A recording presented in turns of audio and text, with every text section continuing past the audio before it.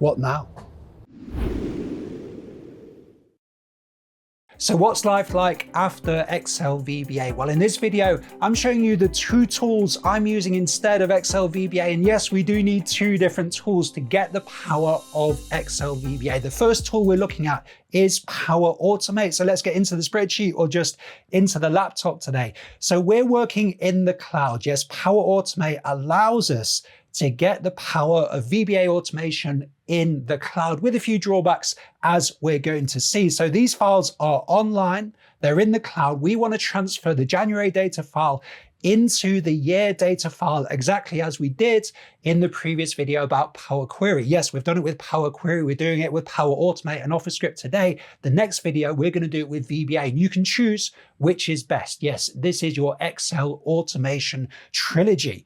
So with that said, let's get into Power Automate. It's available in business plans for Excel, so not available in personal plans. Yes, you might have to pay extra for it. We're going to go to a new flow.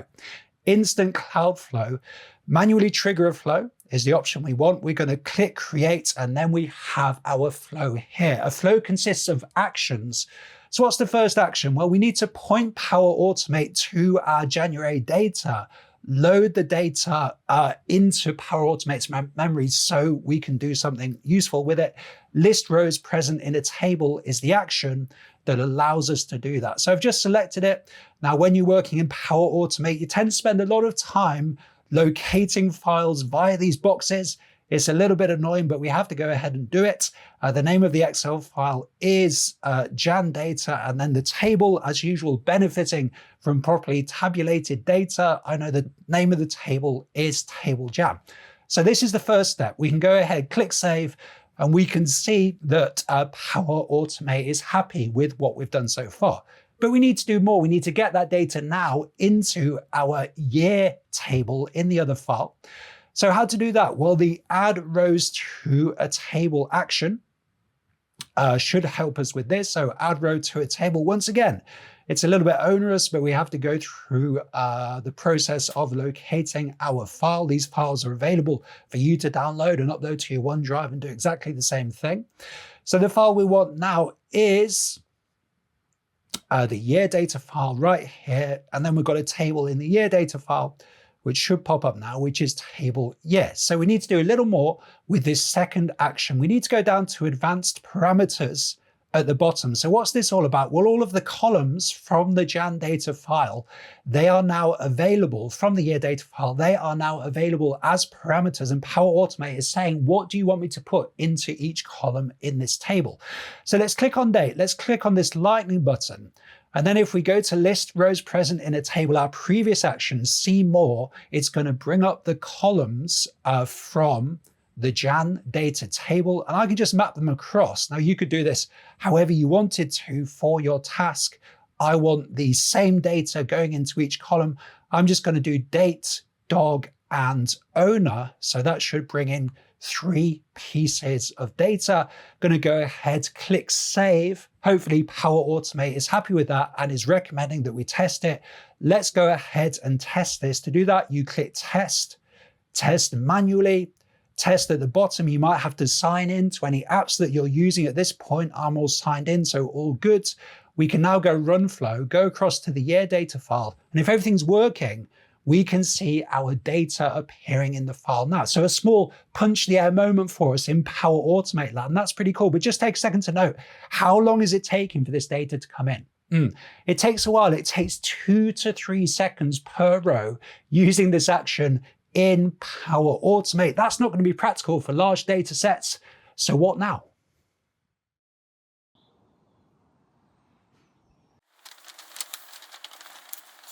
And then there's OfficeScript too.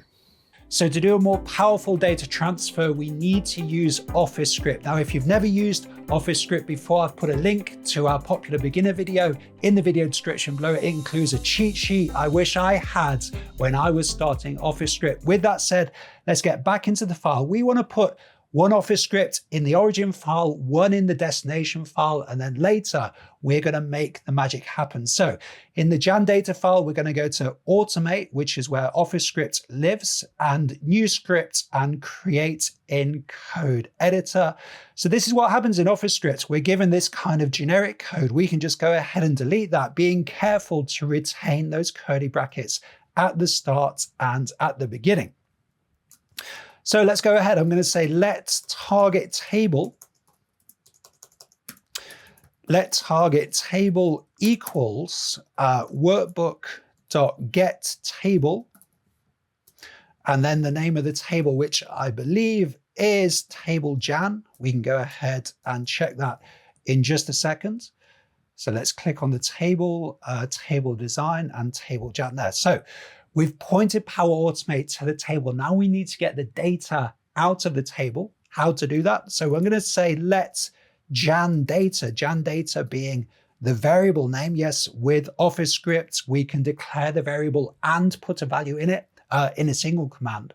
So let Jan data equal target table.getRange with the brackets .get values with the brackets again. And this is pretty much what we need.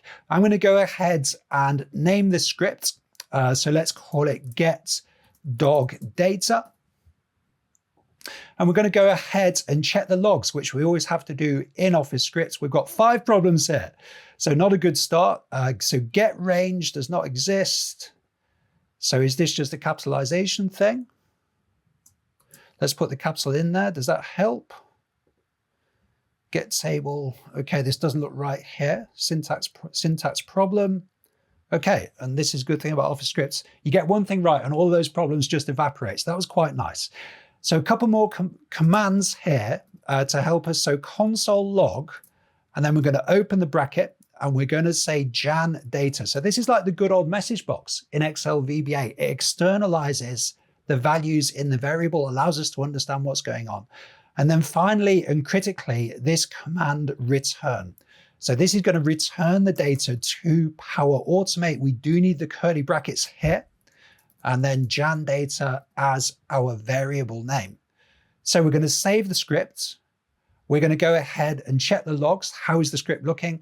There's no problems there, so we can go ahead and test. I'm going to click run.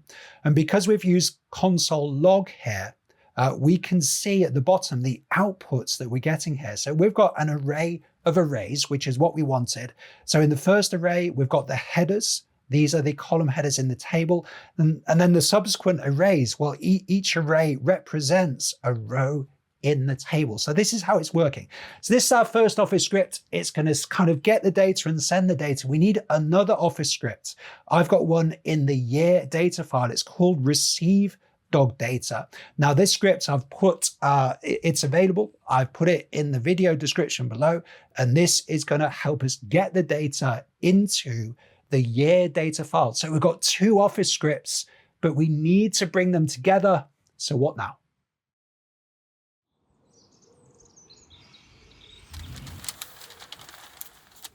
And now we can combine Power Automate and Office script together to do something VBA would do on its own.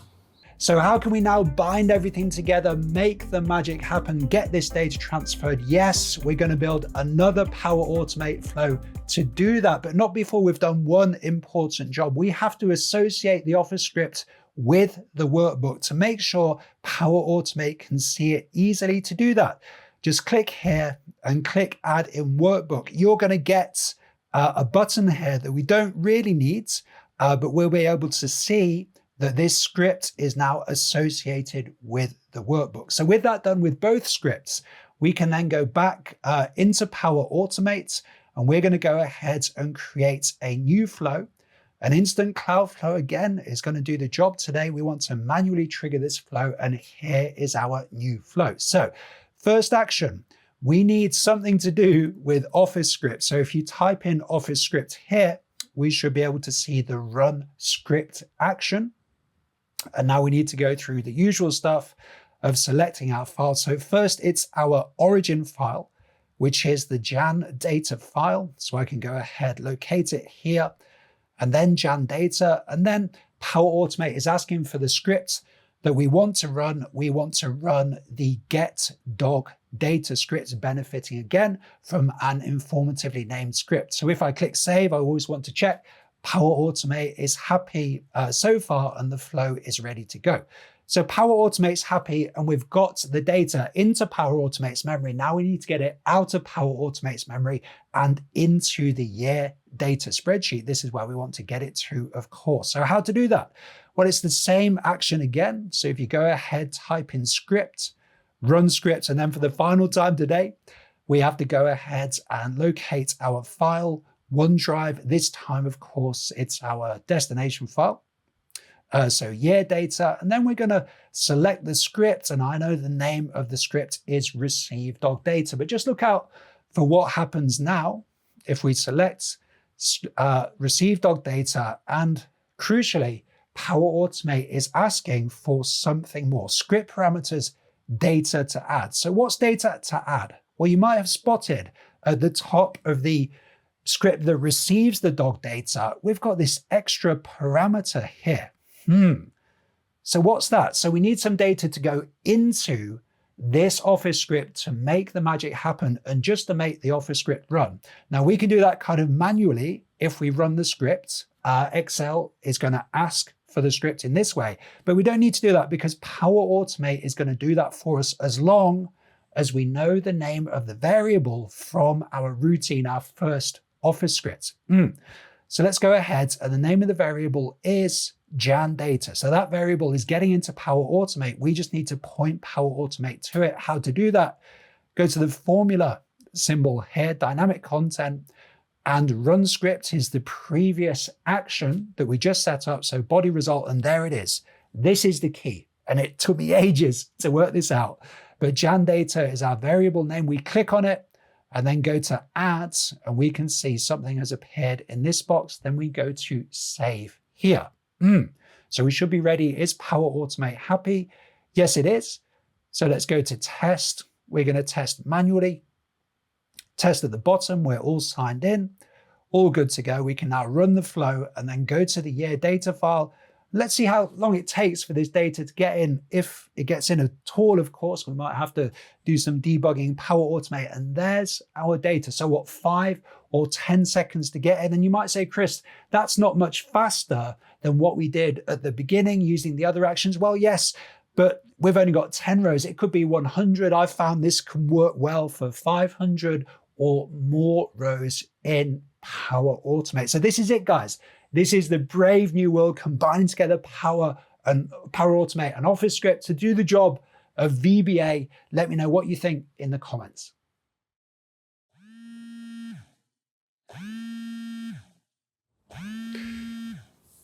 Hello, customer. Yes, I've read the news, of course. Yes, well, what we have to do is use something called Power Automate. Yeah, you do have to pay for it, and yeah, it's not as powerful as VBA, but what we do is we combine it with something called Office script to kind of do the same thing.